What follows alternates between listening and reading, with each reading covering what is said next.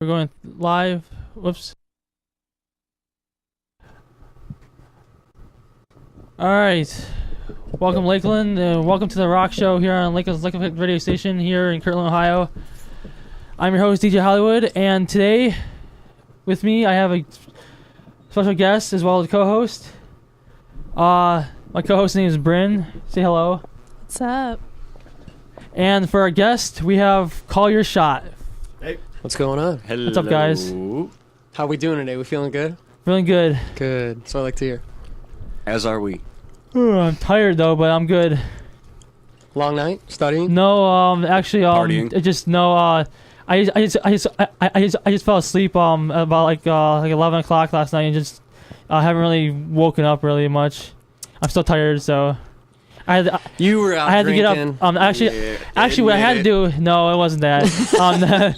I had to get up for class, but I said to skip the class and not go to class today because we weren't really doing anything, so might as well just skip the class and not do anything. But other than that, I got here at like 8:15. So I've been here ever since 8:15 this morning. So I got you. Okay. listen, I was listening to you guys' music video. I listened to I think it's called The Path We Choose. The Path We Chose? Path We Chose. Yeah. I listened to that one, and my friend Jeremiah in the station back there. He introduced me to that. You guys had a music video for your new for your songs. I forget what it's called. Knox Overstreet? Yeah, Knox Overstreet. Mhm. Yeah, that one's pretty good too. Yeah, we just released that one, what was it? 2 weeks ago? Yep. 2 weeks ago? Yeah. 2 weeks ago Monday. It was a good time. We filmed it a while ago with our friend that came in from California. He's a great guy, great videographer, Zelly. Hey, Zelly. Even though I don't know if he's listening or not. Probably not, though. But we love you, Zelly. California. Yeah, he might be. It's probably still out cold. It's about 3 hours difference from here from California. Yeah. Actually, he was just in Vegas doing work. So Was he? He's probably passed out on a couch somewhere. Yeah, Zelly's a good guy. He flies out, hangs out, passes out, and then does some great filming. You know, we pay for his plane ticket. Yep. He does our videos. It's a pretty good deal. And puts Yeah. up with us. Yeah. Sounds like a life. Directs us. Yeah. 4 dudes who are too stubborn to take direction from each other, much less a producer. Yeah. So tell me, guys, how'd you come up with the name Call Your Shot? How'd that come about? Well, Tony actually a while ago, long time ago, 2 years ago. Wait, no, actually, you wrote that song a long time ago. Yeah, I think we wrote we wrote it like 2010, probably At least. 2011, And it came out like an accident, too. Yeah. Tony and I were hanging out, and I was playing, actually, this guitar, and I came up with this riff. That Little country. little country feel, kind of like I thought it sounded like Mumford & Sons. Yeah. And he looks over at me and he goes, play that again. And that he already had lyrics. You want to go into where the lyrics came from? Yeah, well, like when we first started this band, we were like, we'll let the name come naturally. Yeah. And we started writing in October of 2013. And then like we went through the whole album process. We shot like a documentary for our first record. Like we did like several months of recording, and then we were like a week away from releasing the record and playing a show. We were like, guys, we still want to have a name. Yeah. But we had 11 songs. Yeah, but we have an 11-song record and a show coming up, and like we were just going under like a random like name we thought was funny, and then we were all having like a meeting, and we were like, so we should probably try to pick a name. And I think I don't remember who said it first, but somebody said like, I like Call Your Shot as a band name, and we had written this song, Aaron and I, and we called it, the name of the song was Call Your Shot. And I think Austin was like, yeah, I've been thinking about that too. I think that should be the name. And then me and Aaron looked at each other like, yeah, we were all thinking the same thing. And then we went, well, we're going to have to change the name of that song. And then that song became Second Chances Are Overrated anyway. Mm-hmm. Yeah. So we sing Call Your Shot in the chorus, and we were like, well, is that going to be a little pompous if we like are shouting out our name in the chorus and that's the name of the band? But I was always pro that idea because, Minor Threat did it. Bad Religion has a song called Bad Religion. Pennywise, they all do that. So I was like... And it was organic. Why not? Yeah. And it sounds good, so... And like, interestingly, that song ended up being like everyone's favorite. Like, probably, I think we have like almost 10,000 plays on that record now, which is like insane. Mm-hmm. Our first record. Yeah, which is insane. And I think probably aside from Turnaround, which is like the track that like auto plays when you pull up the record, so that's like inflated with plays. Second Chances has the most plays, and it's like 9th, I think, on the record Yeah. out of 11. So it was weird how fast that song caught on. It's fun. People of all ages love that song too. It's pretty funny. We got, I mean, his boss at work, the butcher shop, they love it. It's really funny. I mean, they'll sit there and they'll have it in their cars for like a pump up song to go to work or something, like bring them up a little bit. Absolutely. Yeah. There are people I work with Made older us than laugh. him that like it. They look through the track list. I remember one older lady said, just by reading the names, Second Chances are overrated anyway. That sounds like a really good song. She hasn't even heard it yet. It's the meanest song on the record too. It's Oh yeah. but it's a it's got little- that. It's like a jaunty. It doesn't like. If you didn't hear the words, you just heard the melody, you'd be like, "This is probably a pretty pleasant Yeah, song." And it's then you catchy. hear the words, and you're like, "That's really somebody had a bad day and just wrote a mean song." Yeah, you can't play that one. You're not gonna No. want to play that one. No. Explicit. So tell me, guys. Who plays what in the band? Who does what in the band? I sing. Your name is My name's Austin. okay. My name's Aaron, aka Coach. I Coach. play guitar. I'm Tony, and I play bass, and our drummer Gabe, aka Dave, is not here, but He's here in spirit. he's He's Hey, at work. he's somewhere at work right now, slaving. He might be listening right now. Hi, Dave. He might have popped in. Because for a little bit. my initial what's the word initial plan was to have you guys, because I know you guys played in the studio before. Mhm. And I've seen videos of you guys playing in the studio before, and now this was before I saw those videos. Actually, after I saw those videos, I was like, I'm sorry. Before I saw those videos, I found you guys a Reverb Nation. Mhm. I liked, I listened to your guys' songs. I liked them a lot, and then Jeremiah goes telling me, yeah, they were here. I'm like, what do you mean they were here? And he shows me a video of you guys playing here. I'm like, are you serious? I was like, I thought I was the first one to have you guys in here. I was like, nope, I'm the second person to have you in here. But my initial plan was to have you guys play the actual instruments. You know, electric guitar, drums, and put drums in here. Yeah. But that might have to wait until the drummer is available and stuff. To get him in here and do. Might be a little bit too loud to. No, they've we've done all bands. We've actually had bands in here that play drums and stuff in here. Mhm. Oh, we had a drum here. Oh, we had a drum set here and drum set out there in the hallway. Actually, well, not the same time. Different times. Yeah. One band had a drum set here. One band had a drum set out there. And so it's loud, but nobody's here like at this time of day. You know, people are in class or wherever, and it's like, but if they were to walk out of class and like, what's that noise? Like, it drives them to it, and it drives them to your music. Yeah. So, but my initial plan was to bring you guys in here and have you guys play the full band. But since your drummer's not here, he's at work.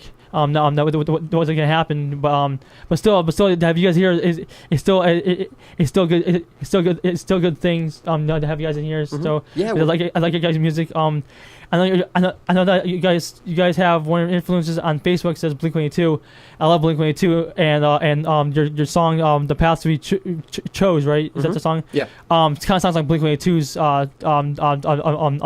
music type stuff. I gotcha. Yeah. So it sounds like that. So Yeah, we definitely all like Blink-182, and we were as you were talking about, us being back here, we were stoked to come back. You know, I mean, it was a perfect time too because we have a show tomorrow night at the Okay. Beachland Ballroom, so we were excited to come back here. where's that? Talk about it a little bit. Where's that at say hello. actually? Is it in the flats of Cleveland or is it like in the suburbs of It's Cleveland? it's like actually kinda on the like- east side. It's on the east side. Just on the east side? On Waterloo Road. Yeah. Okay. Beachland Ballroom and Tavern. We're opening up for the Moxies with window dogs and front porch lights. Yeah. Because we've had I think window dogs in here before, Nice. and I don't think we've had the Moxies in here before yet. Yeah. But I think They're we usually tried down to. in Nashville. That's Yeah. where they're usually hanging out. I think we down tried to get them on Skype or a phone call. there. But yeah, so Yeah, they're a lot of fun to play with. We had just about a year ago, like maybe Little like over. a year and a week ago, we played a show with them at The Foundry. Foundry. In And- Lakewood. and that was a banger. And then this one's gonna be pretty fun. Banger part 2. Yeah. And it's gonna be like we've been looking for. We're so crammed most of the time on stages that we play, and that's like not a problem to us. Like we're used to it because of our practice space, but we're used to playing like very crammed. Like Aaron and I like to run around a lot, and we can't really do it on a lot of the stages we've played on. And this one's like a pretty spacious stage, so we're gonna. It's gonna be a good time. I can imagine that. You two should come. It's gonna be a good time. I can imagine we'll be running Unfortunately, around. She wants I'd to. like to go. She wants Actually, to. like to go. I'm off work tomorrow too. Is it tomorrow, right? Yeah, tomorrow night. I'm off work tomorrow, but I think I'm going to see Deadpool again. Yeah. Yeah, I've seen it twice already. Well, see, then you should come to the show. Go to the show. If you've seen the movie more than once, you haven't because seen You us. can The buy only- Deadpool and have him in your I know home. You guys. the only, you gotta go see these guys the only on problem stage. is I wouldn't have a ride out there. That's the thing. I wouldn't have a ride. I gotcha. Yeah, that happens. Because now I drive and stuff, but my parents won't let me go out to Cleveland because it's a bad neighborhood and stuff like that. But If there's a will, there's a way. Yeah. you can take me. Don't tell them the you're nice going thing- to Cleveland. The nice thing about this show, I'm too, going to study. Where are you going? Friend's My, house to that's study. my, That's library. with my 15. parents. Yep. My parents don't care if I go to concerts. It just has to be somewhere where I can go. No, that's not too far away. I mean, the east side of Cleveland's not too far away either. There's a border between the west and the east side. But if I cross over the west side, my mom's gonna be like, "No, I don't think so." Yeah. I don't So- know. I think these guys are worth the drive, though. Yeah, Yeah, they are. Thank you. Definitely. The nice thing about this show is it's on a Saturday night too, and Yeah. like, it's we'll be out at I think we play at 9. Doors are at 7. I think Shows the at first 8. band is at 8, somewhere around there. Yeah, and then we go on at So 9. There's 2 other bands, and then the show will be over by midnight. So if there's gonna be any rumbles out in the street, I'm hoping it'll happen after we've already cleared out. How much are tickets for that show? If you get them from us, they're $10. $10. You get them day of show, they're 12. Yeah. And 12. we have tickets with us. Yeah. Unfortunately, I am tapped out of money right now, so I know. I've been there. I we understand. might be I able don't to get- arrange a No, little. my birthday is little deal. Tuesday. My birthday is Tuesday, so I have money after my birthday. But other than that, I'm tapped out of money for now. But I thought you were gonna try and be like, well, if you wanted to give me an early birthday present. yeah, I We might know. be able to Might be able make to a slide couple you on. arrangements. Yeah. There's a couple of things we can do. Now, speaking of shows, my one friend that we were interviewing on Wednesday, they're called Brilliant Night. I don't know if you've heard of them. They're from Willoughby and stuff. I don't think I have. Willoughby East Lake. They're kind of like alternative rock, punk rock, indie rock, stuff like that. And they wanted me to ask if you guys wanted to do a show together, at the Grog Shop. He's trying to pull off to do I think early April, mid-April, or something like that. We love Show the Grog inquiry. Shop. Yeah. We love the Grog Shop, and we We love do. playing there. Yeah. Tell What's the me. band's name again? A Brilliant Night. A Brilliant Night. Yeah, they're right there. Okay. Brilliant Night. That's their. I think that's a picture. We're gonna get Dave on it. Just their Okay. just Sick their Dave CD. on him. Yeah. But they're actually pretty good. They have a song. They you can hear gunshots in the background, like helicopter chopper going. And they have a song. It's called Ambush. Okay. And it's about being in a war and stuff like that. It's actually a pretty good song. You should actually listen to And that they're one. from Willoughby? You Yeah, said? they're from Willoughby East Lake area. Okay. Cool. Definitely. They're on Facebook a lot. If you get in contact with his name is Brian Geary. Brian, which is Bryan. Geary, which is Geary. He's on Facebook. You can get in contact with him and see because I'm trying to get him in contact with the Grog Shop and stuff. And I know my one friend Bobby, he's on tour right now, but he said that the contact info is on the bottom of the page, or somewhere on the page of the Grog Shop. So I know you guys. Have you guys played the Grog Shop before? Yeah, we had a Okay. headliner there actually Okay. last year. Okay, so December. Last December. Then you know how to contact the Grog Shop. Then. Okay. Oh yeah, we got some friends, some promoters that we can talk to. For Okay. sure. That works. They know people. Yes. We know a couple of people. Do you have any questions, Bryn? Actually, I wanted to talk a little bit more about your guys' music. Yeah, definitely. I'm going We to would be, love to share with you. Yes. I'm going to be upfront and honest. I had never heard of you guys until That's okay. I walked into the station today. It's actually one of my first days in here, and Well, I'm happy Congrats. that you're here. yeah, and I actually just discovered you guys this morning. So, Cool. and I fell in love with your sound right away. Thank and you. I wanted to know a little bit more about your guys' lyrics. Like, where does those lyrics come from? Like, are they experiences or just emotions or? Well, it depends on the song. Primarily, Tony writes a lot. Some of the songs I help write, and I write too also. But Tony's primarily the writer in the group, so he could give you a better idea of where those thoughts are coming from. Obviously, a lot of the music is feelings that everyone has felt, that everyone can relate to. We try to make sure that people can relate to them. I mean, what do you think, Tony? I mean, which song are you referring to? Any song specifically? I can't remember a lot of the songs off the top of my head. I feel like a really bad No, it's interviewer right now. it's your first day. If you Yeah, could, you're fine. if you knew all of our song titles, I'd be like, wow, that was. We had That's some catchy extremely titles. impressive, yeah. I don't think Yeah. I had time to go through all You have a those. Sherlock okay. brain. Yeah. I guess when we write, some of these songs are like Aaron and I laid the foundation for them in like 2009 or 2010. I have just notebooks full of stuff, and most of it sucks. But sometimes we'll come across something where I'm like, I think that this fits what Aaron will write a guitar riff, and I'll try some lyrics out. And basically what Austin does way better than I do is Austin comes up with the vocal melody way better than I do. I'll give him a rough sketch of something vocally, and then he goes, change these words, do this, this needs better phrasing. But when it comes to like where where I'm writing from, I think a lot of it, there's your standard like love songs, relationship songs, and then there's some other stuff like like Solid Walls, which is about a friendship as opposed to a relationship, and it sounds like it could be. This band kind of has a habit of like writing songs that sound like they could be love songs or like relationship songs, and they're about friends, or they're about like Austin wrote pretty much the entirety of Paperweights, and that you could infer so many different things about it, but when you actually know what it's about, it's a completely different story. Yeah. We like metaphors in our writing. We try to not be boring. There's so much music. Anyone can write write a song and put it in a MacBook, and like what makes you stand out now is more important than ever, because back then maybe even in the early 2000s it was a lot harder to get yourself out there, and then MySpace came around and MySpace Music came around, and then people were like able to put their stuff up, but it was still bad quality. You can get a record you can make a record by yourself for $500 Yeah. if you want, and it could be pretty good quality. And then put it on the internet and have people hear it. Right. Like, Yeah, and that's why I think lyrics are something that gives your song substance. So Austin and I slave over writing the lyrics, and we want to make sure we say what we want to say in the perfect way.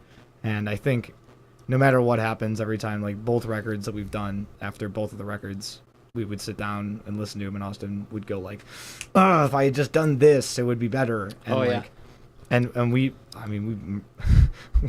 love all these songs when we write them, and then a week later we're like, why didn't we do this, or why didn't we do that? But I definitely know that feeling. but Yeah. it's that's the way things are. Like, it was perfect for when you had it. Like, when you wrote it, it was exactly what you wanted it to be. Well, and then when you factor in like studio pressure and stuff like that, I mean, we're on the time, we're on the clock. So when you factor those things in, you rush yourself sometimes, and then later on you realize you should have done this or should have done that. I mean, we're happy with all of the stuff we've done, but you find little things There's here always and room there. for improvement. Always. And the funny thing is about being under pressure is I think this band, like, we all are always like, let's get out in front of this, like, let's make sure we're like on top of this.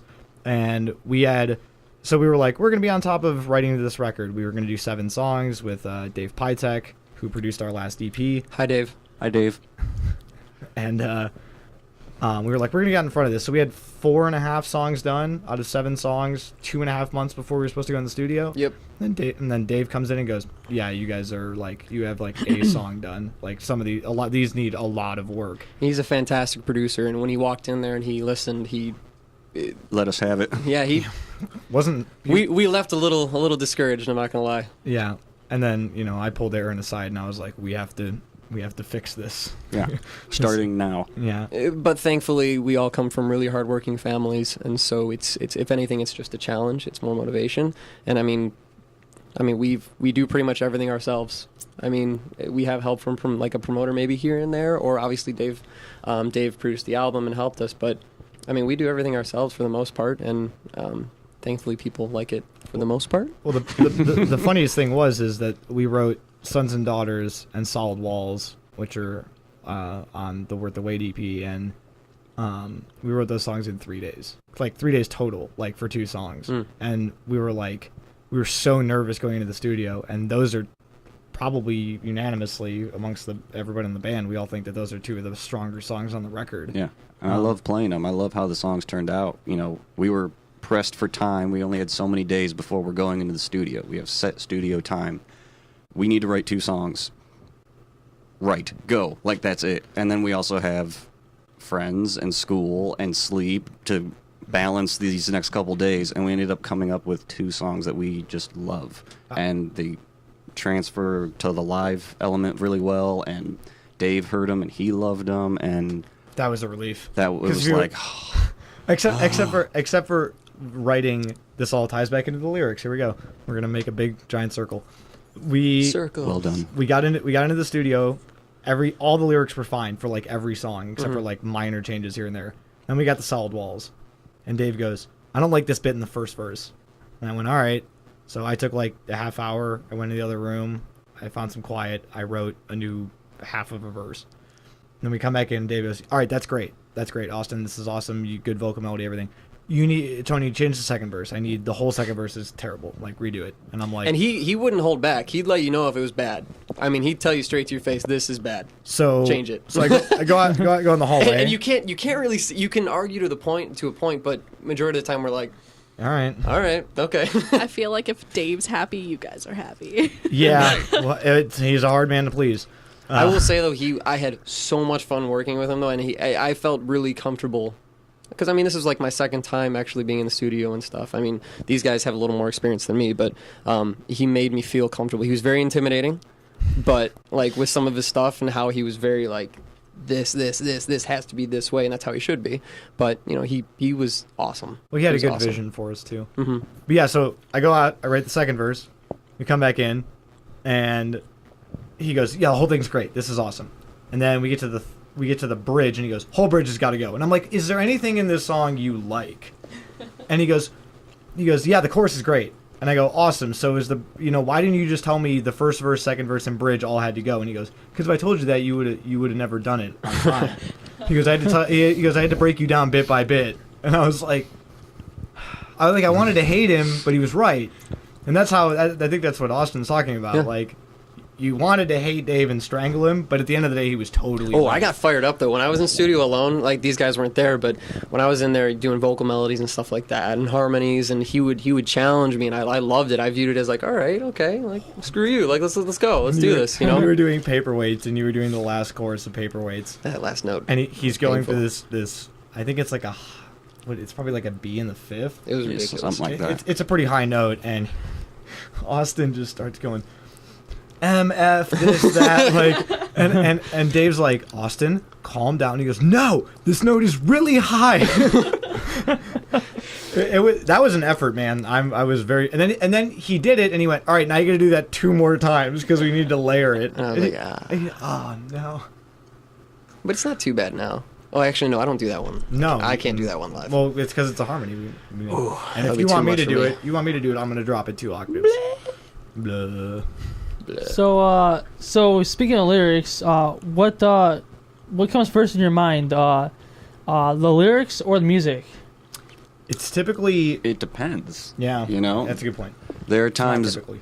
there are times when Austin will send me a text like, "Hey, I want you to write me like a upbeat, catchy, feel good riff," and send it to me. So I'll either have my acoustic or my electric, and I'll come up with like 3 riffs that kind of have that feeling that I interpreted from him. I send them to him, he listens to them, and he says, "The second one, send it to me again, but longer."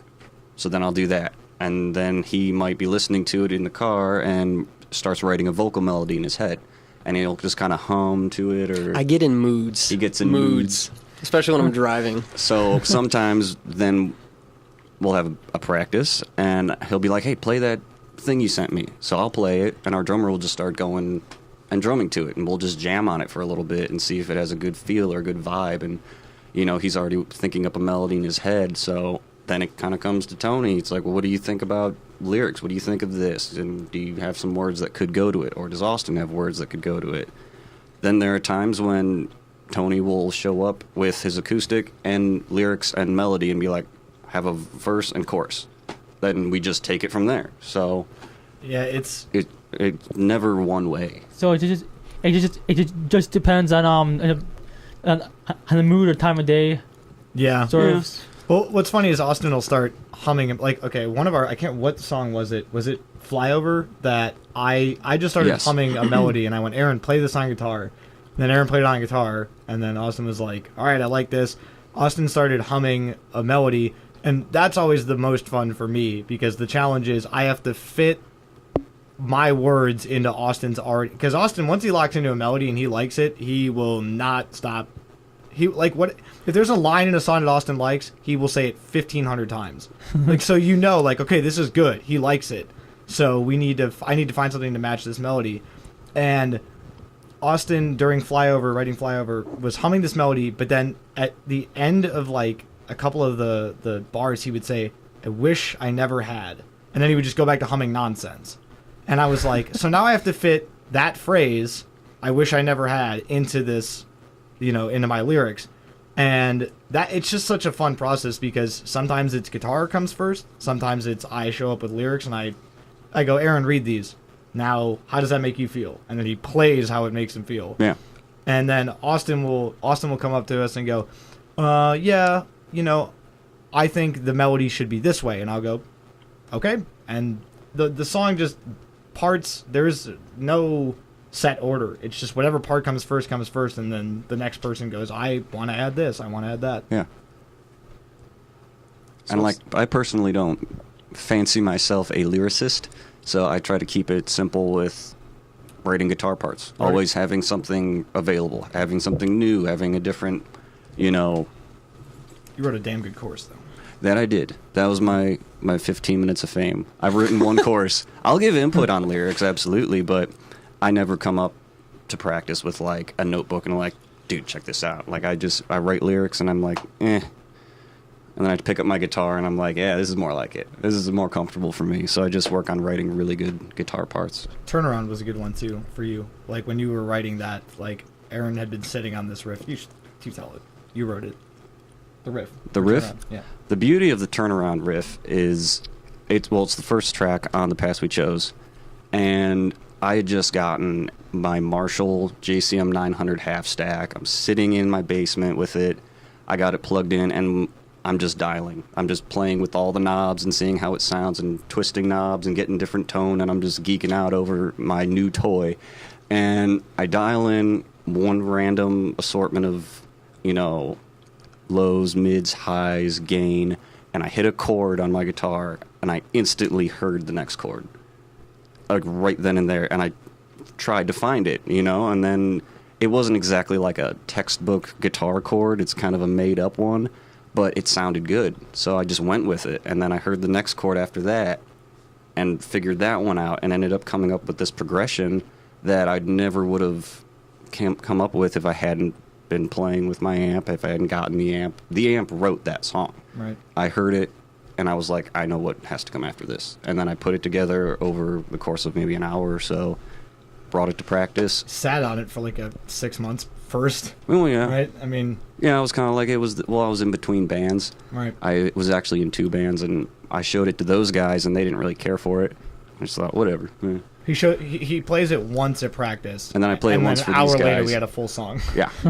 That was way before we knew each other too. We were very skeptical on each other. You're I mean, I was shy. very skeptical on the way the sound was going to go. I mean, he was in another band, so he was, I guess, had his mind somewhere else, and I don't know At if you were that times. sure about it. He was the guy that kept it all together. Him and our drummer Gabe. I mean, without those guys, I don't know if Aaron and I would necessarily be in this band. The hardest thing was convincing everybody to just like take it to. Once we got to electric, we were all like, all right, yeah. But what we wrote the entire first record acoustically except for Sirens, right? Mm-hmm. Sirens is the only song we didn't write acoustically. So we wrote everything acoustically, and Austin would say things like, I just don't feel this, like it doesn't feel big enough. And Aaron and I had to keep, and Gabe was drumming on my ottoman. Yeah. So like, and he had a cajon. He had a Yeah. box drum that he would sit on and hit with his hands to write drum parts he's going to play on a full kit. And then we took it electrically, and then we saw all these parts that Aaron and I, because we were the strings, Aaron and I heard how we thought they would come out, and they came out great. And we actually have a recording of our first ever electric practice, and we all took it home. We were all listening to it. We're like, dude, we rule. We're amazing. And then we listen to it now, and we're like, oh my god, You were horrible. Yeah, what is this? Like, It was pretty bad. It's just so funny to listen back. we didn't want to get out of our cars. Like we were sitting in my car after practice, going like, "Did you hear Edge of My Seat? It sounds amazing." The song and like, sounds so good.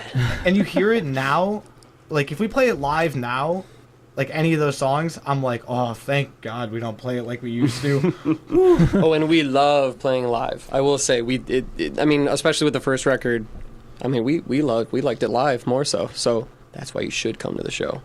You really should. I can slip you a ticket if you want.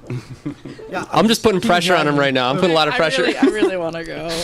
I You wanna go? look, I do want to go, but I live quite far from here. Oh, just okay. from Kirtland itself. So to go to Cleveland is a Look, trip. here's what could happen. Like if we leave and there's 2 tickets like on a table somewhere in here, that sometimes stuff like that just happens. Sometimes- one, we see one you or two there. disappear and then show up on my parents' fridge or something like that, Aw. and be like, But then "Oh, you show what's up at the this? venue. Now I need, yeah, what's this? I got tickets. I might as well go, right?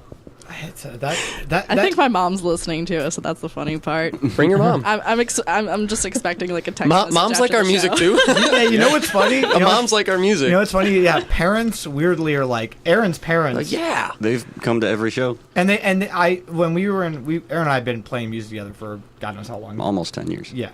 Okay. Well, you know how long. Indeed. that's how long Coach 10 years. knows, Coach dude. knows. That's Coach right. knows. And like I've never seen his parents. I think I saw them at one show, the headliner, the old band's headliner. I Yes. think they were at. And now I see them at every show, and it's just weird. Like Austin's parents like the music, like your mom thinks the music. My mom never comes to shows, but even my dad was like, my dad's like 70 years old, and he was like, should I come to a show? And I was like, nah, I don't think so, but I appreciate it. And then Gabe's parents are always at the show. Yeah. Like it's crazy. Well, they come to support, obviously, but my mom sincerely likes our music. She downloaded the album. She has it on her iPad. She plays it at work, and her younger coworkers will ask her, like, why is she listening to, like, what? Who is that? The demographic it really is broad. I mean, I have really, really, really young. I know one friend of mine said that her daughter was like 9 years old. She put her to bed with The Past We Chose, that song, which was like funny, and that was a while ago to hear, but it's just interesting to hear that. And then we have friends that are 60 years old, they're 50 years old. I have one of our friends, Paulie. He's a guy that loves like old school punk and stuff like that, and he's like, I like this song, and it's super poppy, and he's just like, I like this song, yeah, I'm gonna be it. And he's at every show. It's just it's funny to see the demographic. It's awesome. It's good for us. I think that just kind of speaks to us getting older. Honestly, like there's a fear of getting too old for music and dying out. But I think through being older, we don't limit ourselves to like we're just gonna play this basic song for the next 20 years. You know what I mean? Like a lot of bands get stuck in their genre, and then they become like I don't even think I need to name names, but like you write a song, a band writes a song, they get super popular off it, and then they try to write that same song forever because it was like their one-hit wonder. And we've been lucky enough to not have to worry about that, and that's why I think we have songs that some people are like, like Second Chances shouldn't appeal to anyone over 20, 21, 22. Yeah, around there, yeah. And there's people in their 50s that are singing the words to the song, and I'm like, there is no way that you know all the words to the song. I mean, there was a show where one of his boss, he sang a part that I was not expecting. I turn around and I look, and it's this older guy. I was like, are you kidding me? This is great. Yeah. But at the same time, there's, 14, 15, 16-year-olds who are doing the exact same thing, and it's so cool to see that, like, we're not in a box. Like we're not No. confined to like, well, all of our songs have to appeal to this group of people, or else we're not going to have a demographic anymore. Yeah. Like we're just happy that people are listening. Period. And they keep coming back, which is nice. Yeah. Bringing people together. Yeah, like my boss, who, like Austin said earlier, he has 2 younger daughters. They both like the music. They both come to the show, and so does he. Like, all 3 of them have been to a show, and it's like, he's not taking them because they want to go, and he's hanging out at the bar. Like, he's up in front, like, singing along, and so are they. Like, it's so weird, but it's we really just cool. we just love that connection. Yeah. We love. I mean, we've played shows for 10 people, and we've played shows for 300 people, and anytime you can look out and you see, it's still insane to me every time we do like a cut and Austin standalone vocals, and I can hear the crowd, like I can hear people in the audience singing the words to the song, and I'm always like, I look at Aaron and I'm like, I remember I was 19 when I wrote that line, and now we're 6 years later, and there's people who were 10 years old when this song was actually written, who are now singing the words and connecting. And it's so cool to see that, because like that's what I don't know, I think that's what a musician dreams of. At least that's what we dream of. We want to, like, all of us have been helped by music so much that all we really, if our music helps anybody, we feel like it's a huge win. Yeah. Yeah. Well, why don't we play one of those songs, shall we? Sure. We Where you guys shall. want to go? What you guys want to do? Knox? Doesn't Okay. matter. I think we could do pass first. Okay. Go old to new. Oh, yeah, and while we're doing this, ask us a juicy question. I want to get really juicy one, so start thinking it up. Juicy. Juicy. Yeah, juicy. Let me look at this list of juicy questions. Music gossip. Let's be creative here. Give me something real good. I'm ready for it. Uh-oh. She'll ask you something and you'll have... I don't Here's one. Maybe I can start some band drama. So who calls the shots? It depends on the day. It depends, and depends on who's being really forward and who's laying back a little bit. I mean, there's days that I'm pretty, shut up, guys, can we just do this, blah, blah, blah, this, that. We have a group text that constantly goes off, and poor whoever, but we have like 40 texts that go through there. And our sleep seems like schedules every- are all different. Yeah. But I mean, it goes everywhere. Everyone. Just depends on the day. That was about as juicy as I could get. The question. Oh, come on, you got some more. You got some in your head that you're thinking about, but you just gotta word them. You gotta word them correctly. Do on my first day here. Well, let's make it a fantastic first day then. Well, let's just put it this way. I got fired within an hour of being here. I know that was kind of a joke that I got like thrown into. Joke. It's an Apparently inside everybody's joke. been fired. But like I was in the studio for maybe an hour, and somebody was like, like, "Who are you? You're fired." And I was like, That's aggressive. Dude. It is very aggressive. Dude, Well, you're hired. You're back in. "Thank you." this is a little off topic, but not too off topic. Did I tell you guys that my brother got fired? Well, not fired. He walked off the job 20 minutes into working at a Sunglass Hut. No, I didn't know that. Well, I wouldn't want to work at a I sunglass think hut. I have heard that. My brother was a teenager. He worked at the mall, at Great Northern Mall, and he worked at a Sunglass Hut. And he got the job. He went in like 2 days later for his first shift. 20 minutes into his shift, he was like, "I'm not doing this," and just left. And they did it. He was like, "Don't even send me a check. I worked here for 20 minutes," and then left. And they were like, See, I would demand that 20 minutes of pay. but see, you getting fired in an hour? It's not as you could just walk off the job right now, and it's And you're back. You made it longer than my brother at least. The shortest I ever worked a place was 2 days. Where? It was at a nursing home. Ah, yes, I remember this. And I managed to wake up early enough the first day. Second day, I was almost late because I overslept. And day 3, I was like, yeah, I don't think I'm going in today. That's how it happened at Sears.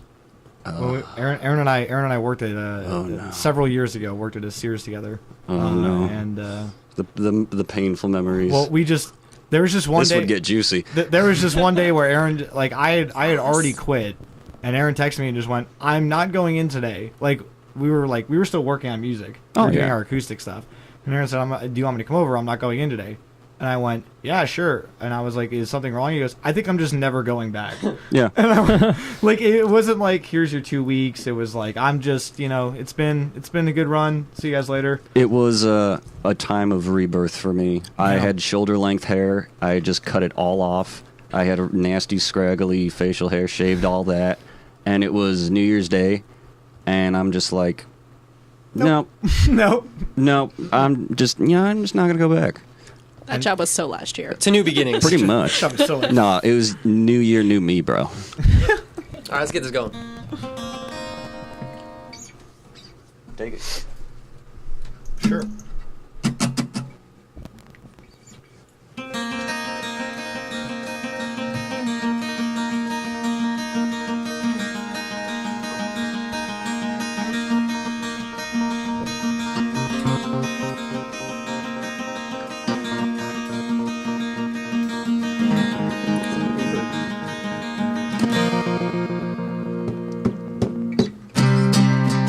I remember long ago, the question went unanswered. The cities called our names and we never had a doubt.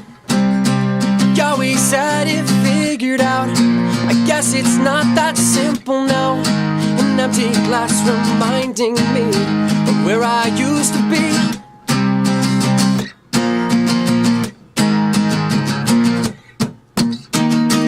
There is no end to this, my friend. The story's told over and over again. The streets we rode, the paths we chose. Please take me home, please take me home, please take me home again.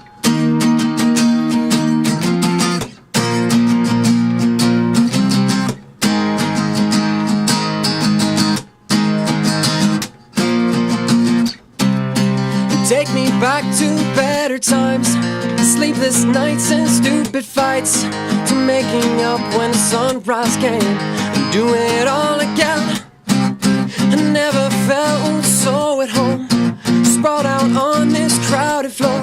I look back and all I can see is what it meant to me.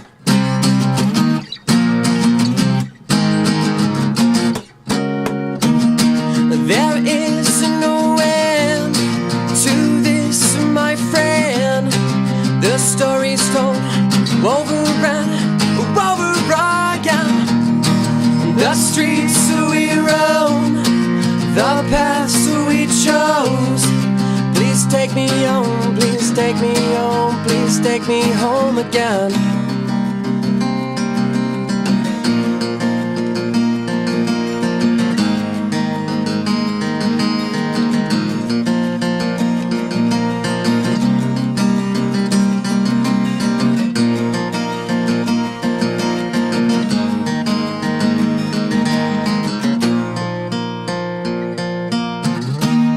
There is no end to this, my friend. The story's told over and over again. The streets we roam, the paths we chose. Please take me home, please take me home, please take me home again. There is no end to this, my friend. The story's told over and over again. The streets we roam, the paths we chose. Please take me home, please take me home, please take me home again.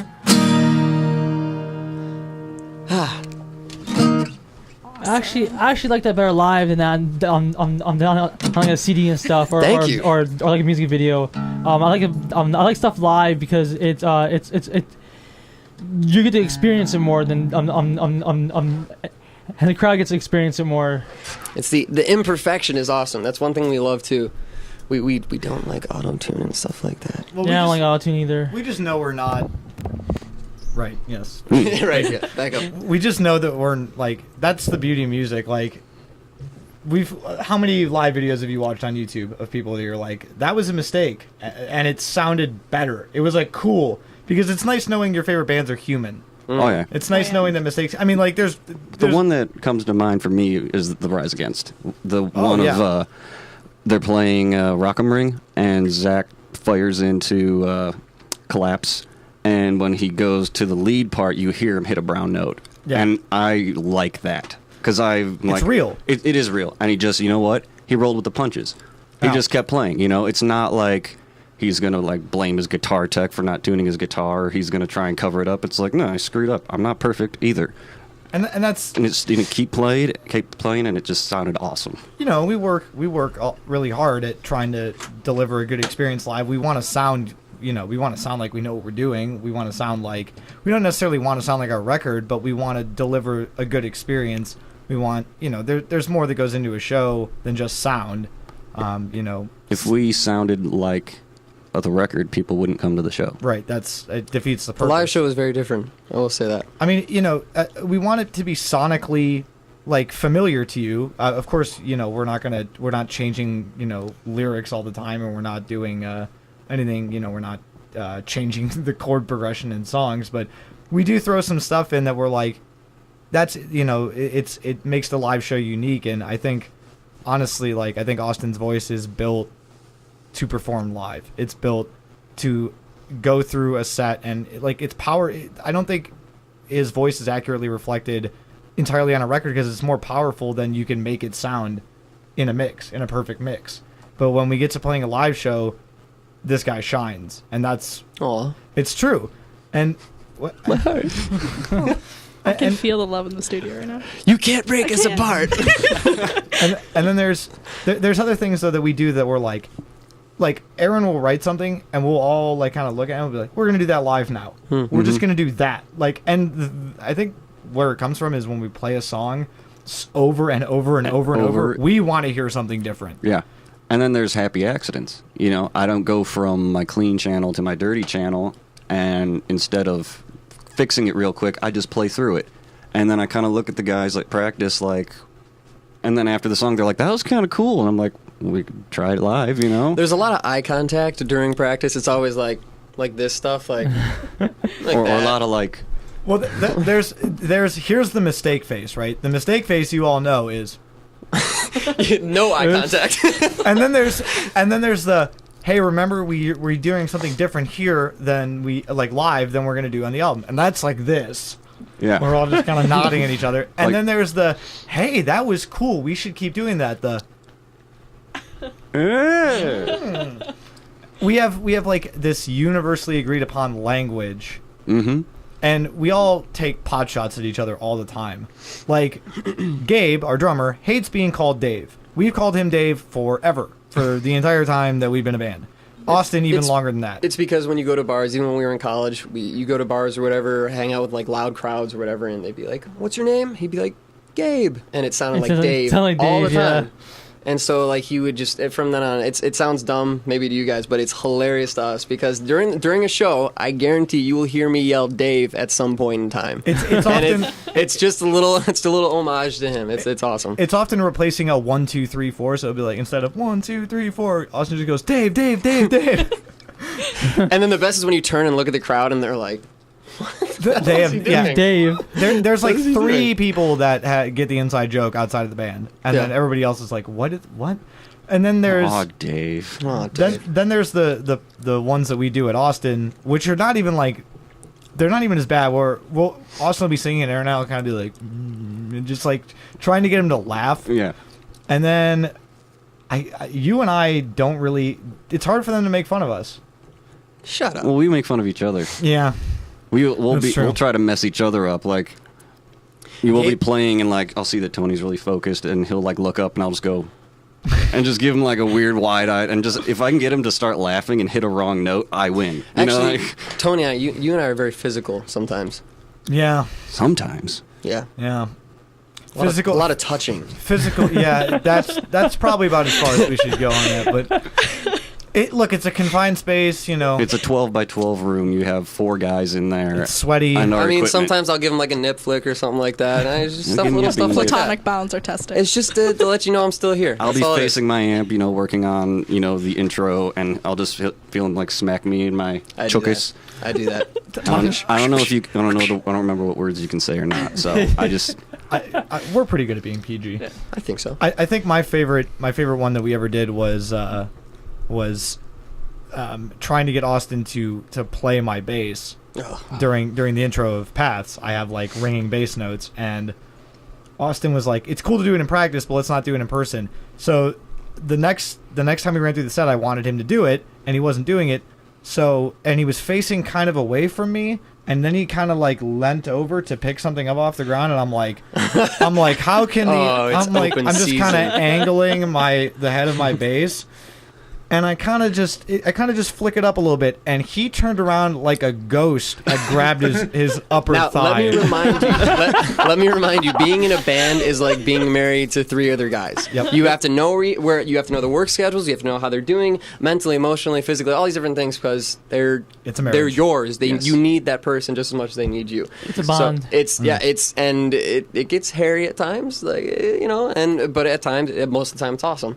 But so it gets a little interesting sometimes. We're very comfortable with each other. Let's put it that way. And we all tend to have a pretty good sense of humor, but sometimes you have a bad day and you're just not feeling it, and you show up and they're messing around at practice, and you're like, "Come on, can we go?" Like, yeah, Aaron usually gives me a look, and I stop right away after that look. He knows the look. I don't know when to stop. Yeah, he just keeps going. Speaking of, Usually I good just and close bad. my eyes when I'm singing too to ignore him. I'll do that sometimes. speaking of going, me and Brandon have to leave at 3. So this interview is gonna have to wrap up very shortly here. Okay. But actually, I have one question for you guys. I don't know, and then Brent can follow up with another question if you have one. Okay. But if you could play any instrument in the world, what would it be and why? Drums. Any instrument in the world. Drums. I want to play drums. I want to beat stuff up. But I'm done. I'd want to play the organ Organ. because you have to use both hands and both feet, and I can already play the drums. So, and you learn organ, you can play piano. I've always wanted to play piano, but the fact that you're using both your feet and both your hands simultaneously, like a big, like gigantic And church you're organ, you're changing eye level too. you're constantly with different keys. I think it's extremely. That's what I pick. I'm eager to hear Austin's answer. So I guess I love the didgeridoo. I love bagpipes. I wish I could play bagpipes. But one thing I've been really into lately is Tuvan throat singing. You ever heard of that? What are those? It's Yeah. intense. What It's so are cool. These people are able to create harmonies with their voice. Just one voice. It's unbelievable. It's like that stuff, but it's like unbelievably powerful. And like I love learning about all those different cultures and all those different things they do. It's really cool. What about the banjo? The band. I can play the banjo. Aaron's the jack of all trades. Yeah, he Aaron's is. played everything twice. I've been in bands playing bass, playing drums, playing acoustic and electric. We've recorded 3 records together. 3 records with you playing different instruments. Mm-hmm. Yeah. One with you playing drums And guitar. and guitar. The guitar player couldn't do a certain part, so I had to step in and show him how it's done. Okay, wait. Do you guys want to hear one more song? Do we have time? Do we have time for another song? We have time for a song. You mean the ad? No, go for it. I'd Go like to for hear it. another song. Wait, do you have a question though? Now you've caught my interest. I just wanted to know about different genres that you guys would want to break Let's into. go through if this you quickly, wanted and then to. we'll hop in. Quick fire round. Am I answering this question by myself? Do you want single? I don't know, just another genre that each of you would be interested in playing sometime. Oh, okay. Okay, I can answer this for everybody in the room. Aaron would want to play even faster punk. Yeah. Austin would want to get into a little more of a reggae vibe. I would love to at some point just explore us playing one metal song, just like aggressive metal song. And I think Gabe would somehow find a way to combine all 3 of those genres. Yeah, and make a Gabe's song out got of it. like he takes care of everything. He loves He's everything. everything. Gabe is a big bridge. Okay, here we go. What are we doing, Knox? Let's do Knox. This is the Knox Overstreet. Ready? Sure. Welcome back to me. I know been stepping out of line, talking for hours, but somehow always out of time. I let myself let go to everything I thought I'd always hold so close. It's funny how it goes, so happy being all alone, but now I'm waiting by the phone for your name to bring a glow. I let myself let go to everything I thought I'd always hold so close. Well, it's a pretty crowded room with eyes on you, and I couldn't help but let mine follow suit. Try to act cool, but I don't. You notice me too, and I know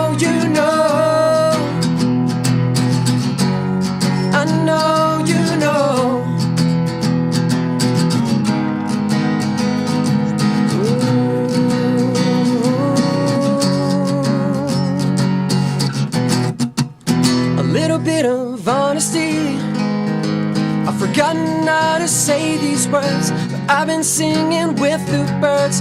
From what maybe you have heard, that I miss you so.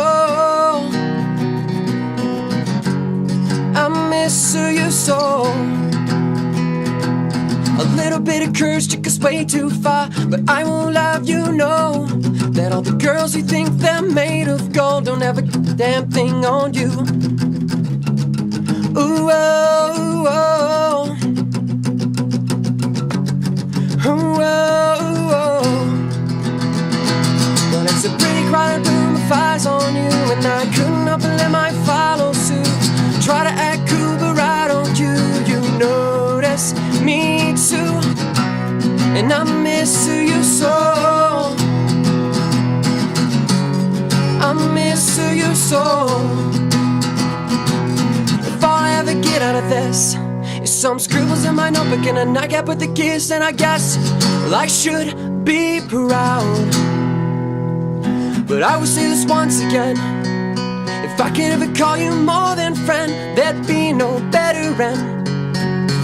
Until then, well, it's a pretty crowded room of eyes on you, and I couldn't help but let my follow suit.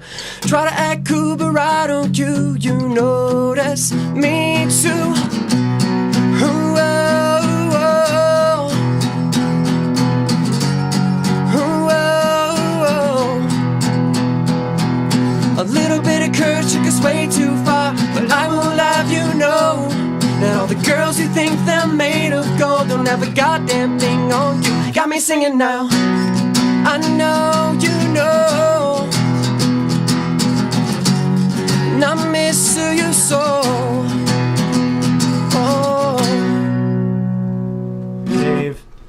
Did I catch myself there? Was I not allowed to say that word? I don't know what was. Don't say it now. But Well, I'm not gonna say it now. No, Obviously, but, I caught myself during the No. song. So. No, I saw where you looked, and I actually checked the little sheet. I was we have. like, You're good. all right, cool. I was like, I mean, I said, No. okay, cool.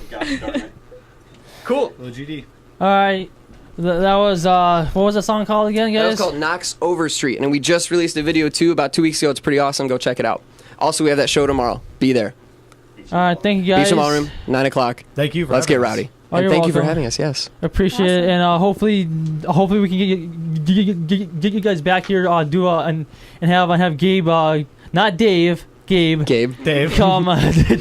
Dave. Come and bring the drum set in, and we can have a drum Yeah. set, a full band, and we actually have a plug-in thing for electric guitars and acoustically if you want to too. So We gotta Sick, do is definitely. have Aaron and Dave have a drum. so live but in yeah, studio. we're thank definitely you, gonna have thank you again, guys. All right. Once again, this was Call Your Shot. I'm DJ Hollywood with my co-host Bryn, and we are out. Bye. Bye.